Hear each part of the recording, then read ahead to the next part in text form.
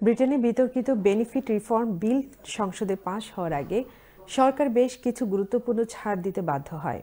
ফলে বিরোধী দলের কিছু সদস্য ও স্বতন্ত্র এমপিরা ভোটে অনুপস্থিত থেকে নিরপেক্ষ অবস্থান নেন। এই বিলটি মূলত সামাজিক নিরাপত্তা খাতের কিছু সুবিধা সীমিত করার উদ্দেশ্যে প্রণীত।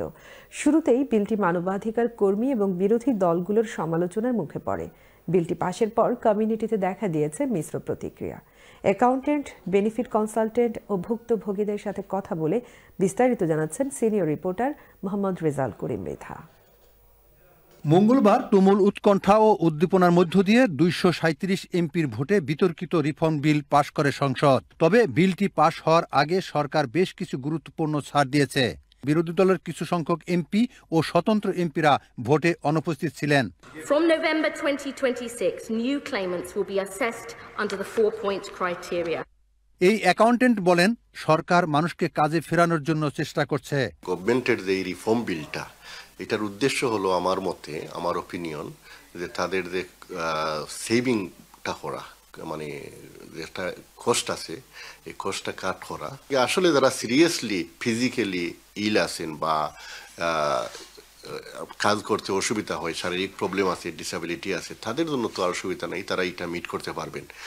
বাট যাদের কম অসুস্থতার যে অবস্থা, একটা পজিশন যদি কম থাকে এবং কাজ করার মতো যদি ওনার শারীরিক বা ফিজিক্যাল এবিলিটি থাকে, তাহলে ওনার জন্য একটু হার্ড হয়ে যাবে। ওনাকে হয়তো তারা প্রেশার দিবে কাজ করার জন্য। বেনিফিট নিয়ে দীর্ঘদিন ধরে কাজ করেন এই কনসালটেন্ট। তিনি বলেন, বেনিফিট এখন থেকে আরো কঠিন হচ্ছে। এর প্রভাব পড়বে প্রতিটি অসহায় পরিবারের উপর। After the pandemic, people who are suffering long-term illness, depression, mental health illness. This is the reason why the government wants people to go into employment and has introduced these disability tighter guidelines.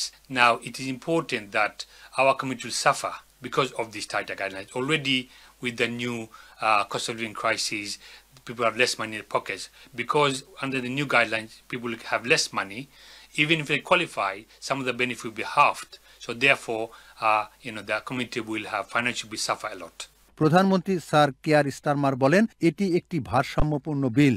আমরা দেশের অর্থনৈতিক বাস্তবতা ও সাধারণ মানুষের প্রয়োজন দুদিক বিবেচনা করেই এই সিদ্ধান্ত গ্রহণ করেছে।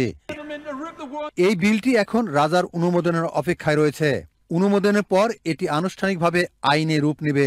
তবে এই কেয়ারার প্রোভাইডার জানান, সরকার কিছু ছাড় দিলেও এটি ডিজেবলদের নীতির পরিপন্থী। দুইটা পদ্ধতি কিন্তু একই ক্ষেত্রে প্রযোজ্য হবে। একজন দেখা যাবে যে ডিজেবল ব্যক্তি, তিনি সরাসরি পাচ্ছেন, পিআইপিটা সরাসরি পাচ্ছেন, আরেকজন পাচ্ছেন না সময়ের ব্যবধানের কারণে, এবং এই কারণে কিন্তু একটা বৈষম্যের তৈরি হবে। এবং সরকার খরচ কমাতে গিয়ে যাদের সবচেয়ে বেশি প্রয়োজন তাদের কিটা কাট করে দিচ্ছে, তাদের সুযোগ সুবিধা কাট করে দিচ্ছে। মানবাধিকার সংগঠন সহ ভুক্তভোগীরা মনে করেন, সরকার কিছু পরিবর্তনের ইতিবাচক হলেও ভাতার পরিমাণ এবং পরিধি সীমিত হয় দেশের দরিদ্র জনগোষ্ঠীর উপর চাপ আরও বাড়বে। Mohammad Rezal Karim Mridha, channel S news, London.